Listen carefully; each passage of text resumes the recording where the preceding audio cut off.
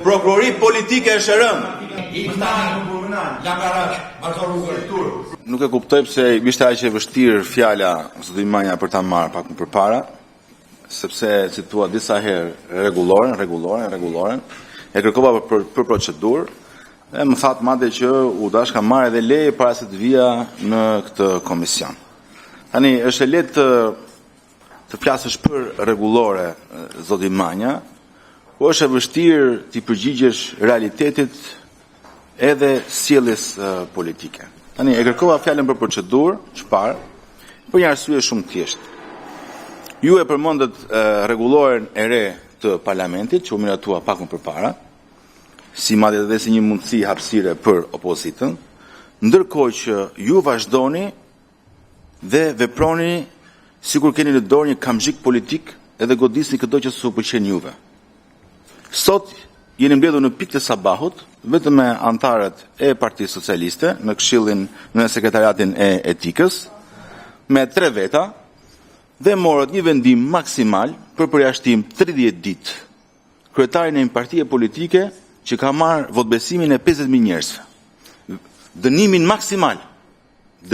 maksimal. Tani e kam me ju zoti kryetar. Të presim sa të vi. S'ka rëndësi, dorim. S'ka kuptim të vazhdojmë.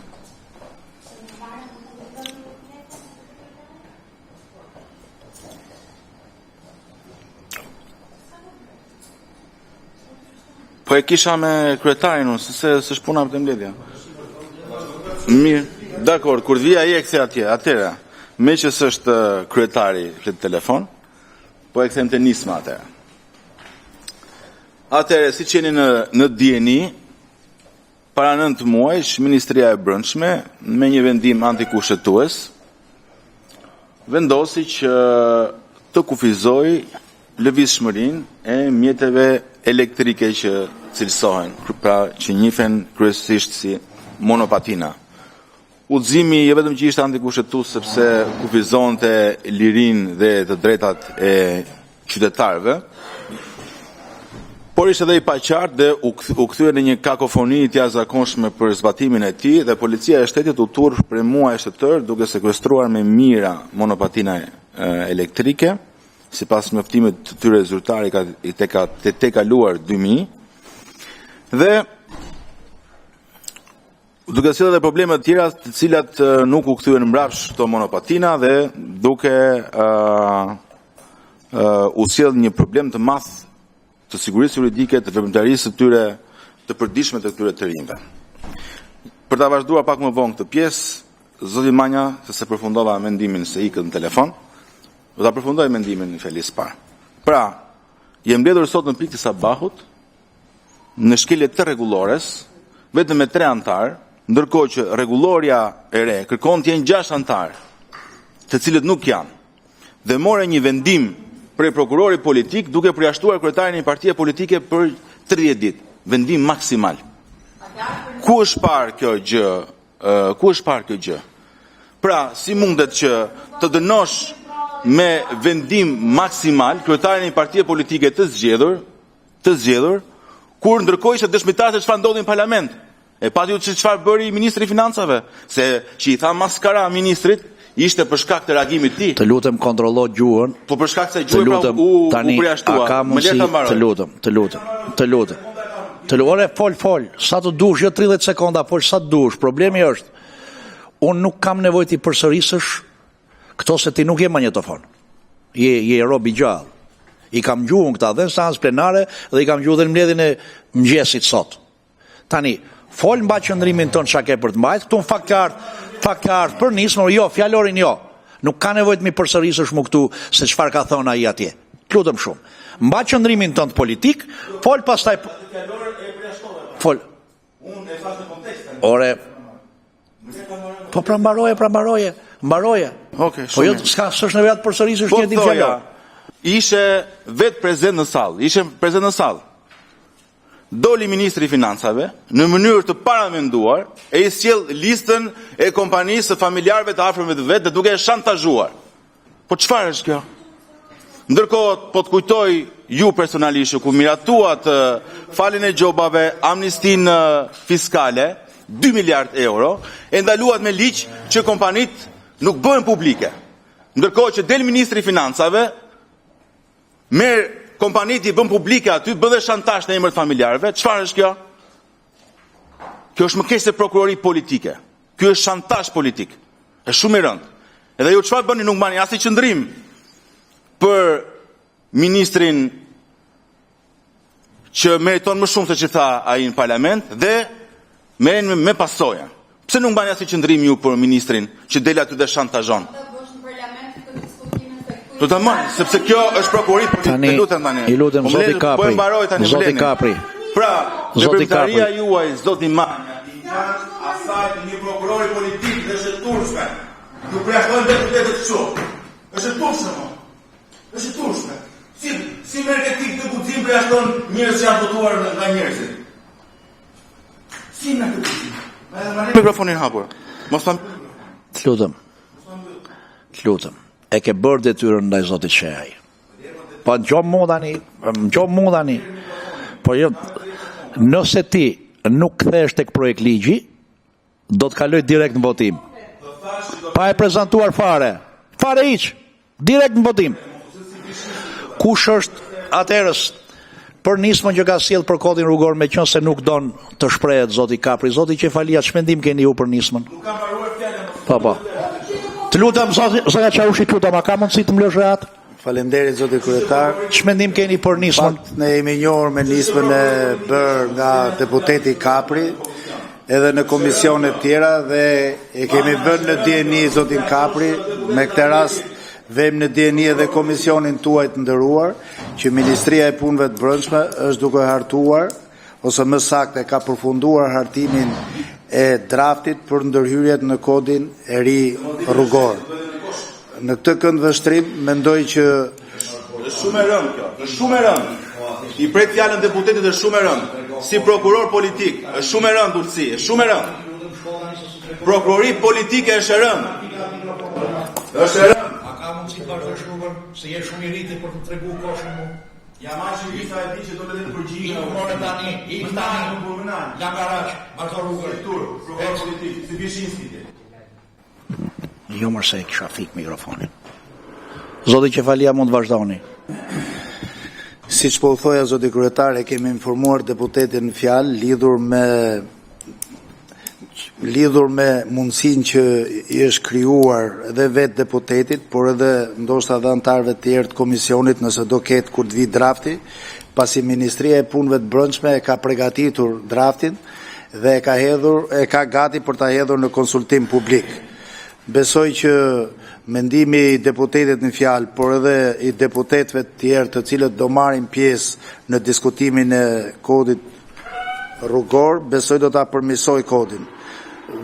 Sjell në vëmendje të atyre që na dëgjojnë që kodi është një ligj i cili kërkon patjetër dhe votat e opozitës. Dhe shpresoj që edhe mendimit e zotit Kapri, por edhe deputetëve të tjerë të opozitës, të bëhen të gjithë bashkë që të kemi një kod rrugor funksional. Dhe së fundi sjell në vëmendjen tuaj që kodi rrugor vërtet ka psuar ndryshimet her pas hershme, madje edhe në vitin 2023, edhe me votat e opozitës, me 110 vota, gjë për cilën shpresoj që këto votat merren sërish sapo të vi me ndryshimet përkatëse. Faleminderit. Po faleminderit. Në fakt ne jemi komision përgjegjës në shqyrtimin e kësaj nisme. Fakti që nismëtari nuk dëshiron dhe as ta prezantonte në fakt nismën e vetë që kështë depozituar në kuvend. Kjo nismë ka kaluar dhe në komisionin, 2 komisionet tjera ka qenë për dhënie mendimi, ka kaluar në 2 komisionet e tjera për dhënie mendimi dhe të 2 komisionet e tjera kanë sugjeruar rrëzimin e nismës në parim, për arsye se nga sa parashtroi zoti Qefalia si zëvendës ministër i punëve të brendshme, do të ketë një reflektim të disa ndryshimeve në kodin rrugor nga ana e vet qeverisë, ku natyrisht mund të gjenë reflektime dhe një pjesë e sugjerimeve që ka nisma e deputetit Kapri. Kështu që unë, kur nisma rrëzohet në parim sipas rregullores kuvendit, nuk vazhdon diskutimi pra shqyrtimi dhe miratimi nen për nen, por diskutimi në lidhje me vendimin e komisionit spostohet në seancë plenare, dhe nëse seanca plenare do të vendos ndryshe nga çfarë do të vendos komisioni, natyrisht ne pastaj jemi të detyruar ta rifillojmë shqyrtimin e nismës për miratimin nen për nen më pas tërësi. Ndaj unë do t'ju propozoja rrëzimin e kësaj nisme në parim. Kush është pro kësaj nisme? Jo, ju lutem. Një pro, kush është kundër? 7 kundër, rrëzohet në parim nisma e deputetit Eral.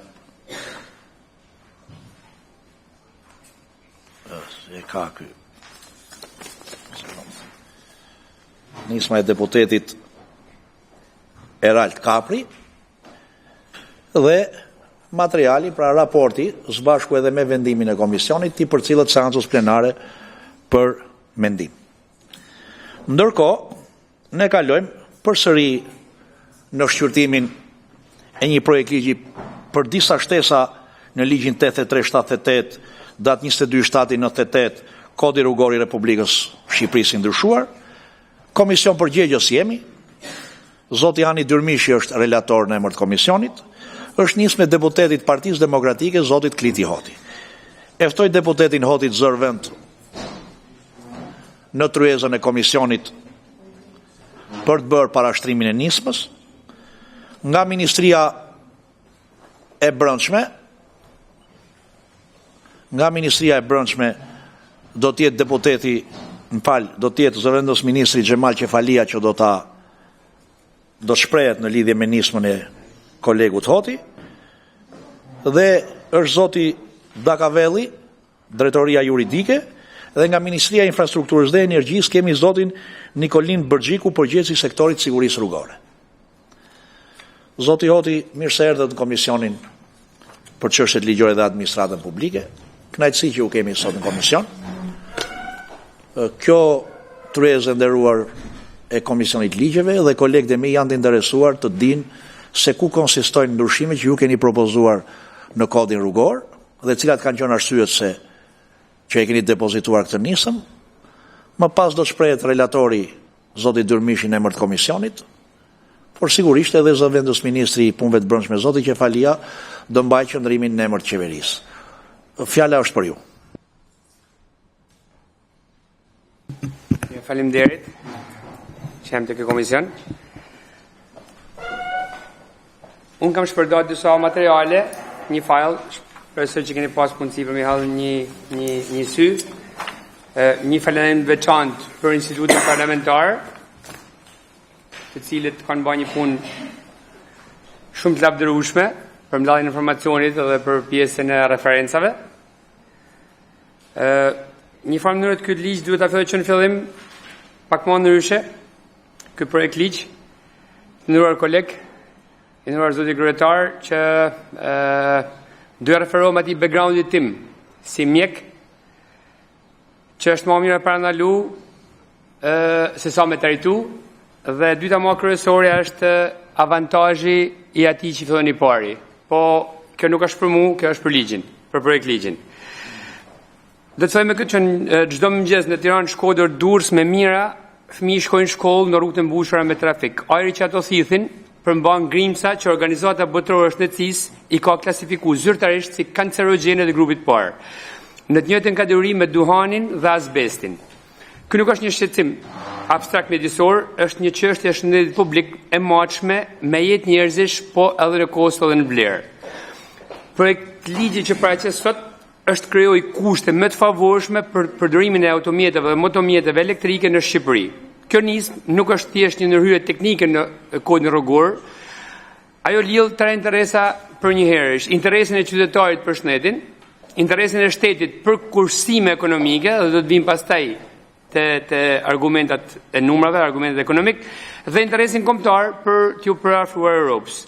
Dhe ka një avantazh që bën këtë politikë veçanërisht të drejtë dhe avantazhuese në Shqipëri, që pak vendet e Komunitetit Evropian e kanë. Dhe këtë do thojmë më pastaj për pjesën e burimeve hidrike dhe solare që Shqipëria ka rreth 95% ose më shumë.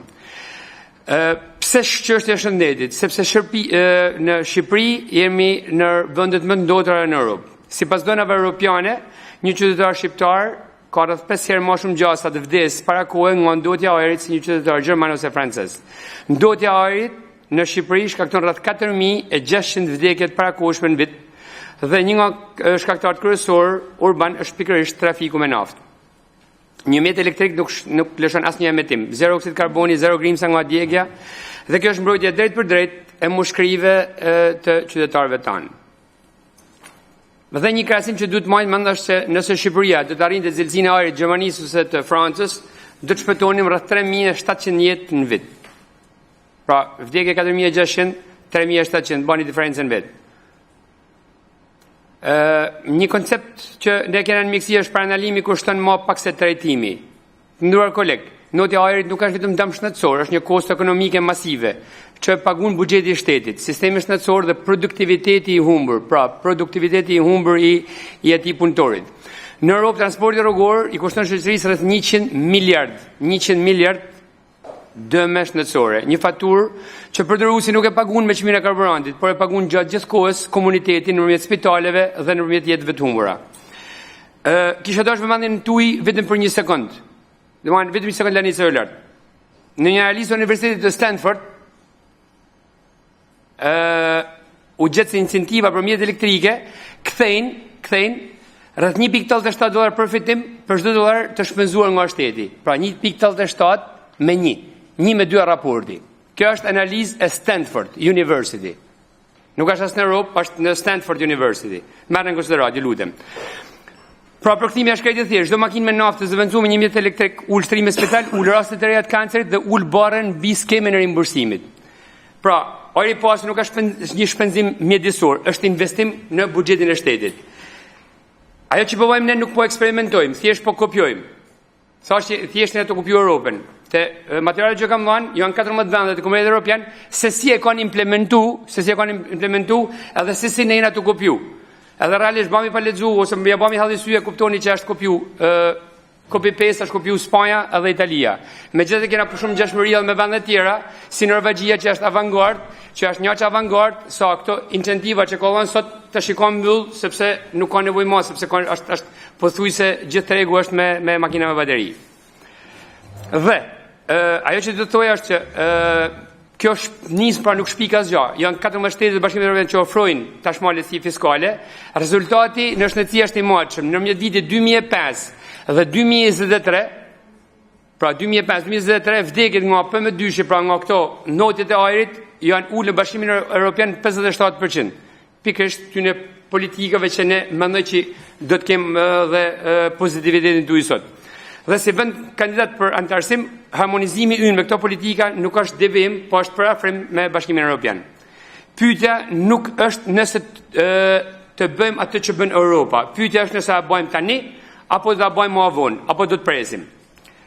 Ndërsa për pjesën fiskale, që për mua është e rëndësishme, po është më pak e rëndësishme sepse për mua te ky projekt ligj është më shumë i rëndësishëm në gjerësimi qytetarëve, në gjerësimi i politik bërësve që duhet të stimulohen makinat me bateri në Shqipëri, unë të thoja që kosta fiskale nuk zhduket, ajo thjesht vendoset.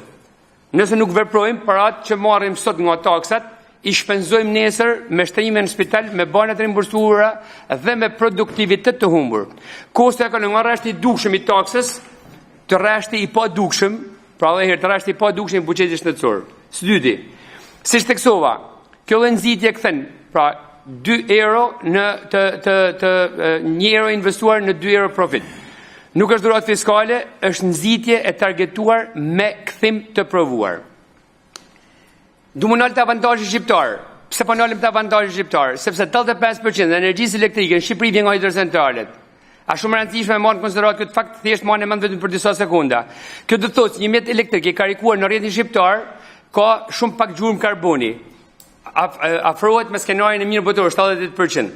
Nuk ka pra pse thosht marrë në mend, sepse në krahasim me fqinjet tanë Serbi, Bosnjë, Maqedoni, Kosovë, një mjet elektrik, pra makina elektrike, thjesht vendos tymin nga makina është vendos te oxhaku i termocentralit. Ne kena hidrike. Përveç saj, në një rrjet me qëmër, pra mjeti elektrik është vendosur në Odjen. Në Shqipëri eliminohet edhe. Ky është një avantazh natyror që pak vende e kanë. Edhe ta lësh pas dore, mos ta mosh konsiderat, është gabim. Nuk është të shfrytëzosh këtë me një mençuri politike. Por ky argument ka një avantazh që bëhet edhe më i fortë, sepse Shqipëria nuk po mbështetet vetëm me hidrocentrale tashmë. Ne po diversifikojmë rrjetin tonë edhe me energji diellore. Pra, pse ka rëndësi për mjetet elektrike, sepse çdo megawatt nga energjia diellore i shtuar bën edhe më të pastër energjinë me të cilën karikojnë këto mjete. Sa më shumë energji jeshile të prodhojmë, aq më i madh përfitimi mjedisor i çdo mjeti elektrik në rrugët tona. Diversifikimi me diell nuk është vetëm energji jeshile, është siguri, qëndrueshmëri e rrjetit ton, sepse vetëm ta kuptoni, hidrocentralet punojnë dimër, energjia diellore punon verë. Pra ne na të kompensuar, pra kena një bateri natyrore që e ruan energjinë që në rastin ton janë hidrocentralet. Dhe shpresojmë që kam pyetje shumë nga ju. Karikimi i makinave bateri bëhet zakonisht natën, ndërkohë që niveli i konsumit është më i vogël.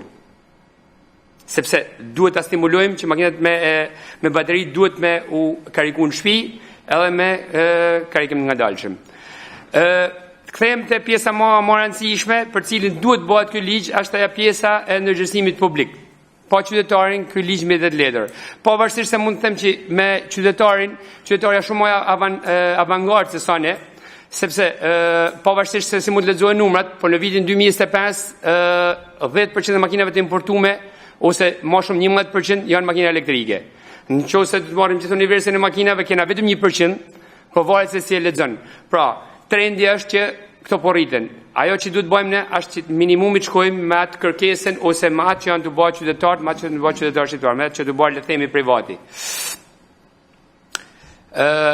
Prandaj, kjo nis duhet shëruar një fushat të fortë në ndërgjegjësimi, sepse mos të pjesa e ndotjes së ajrit që është i padukshme dhe ngadalt, askush nuk shef Grimcen PM2.5 edhe me pas të certifikata vdekjes që shkruhet ndotja e ajrit, shkaku i vdekjes. Pikërisht, kjo mungesë informacioni e bën ndërgjegjësimin edhe më të domosdoshëm.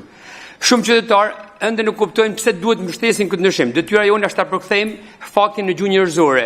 Jo që të themi që ka pas 239.000 vdekje në Bashkimin Evropian, por ajër më të pasur për fëmijët tanë, më pak shërim në spital, më pak para shpenzuar për smundjen që ne mund t'i parandalonim.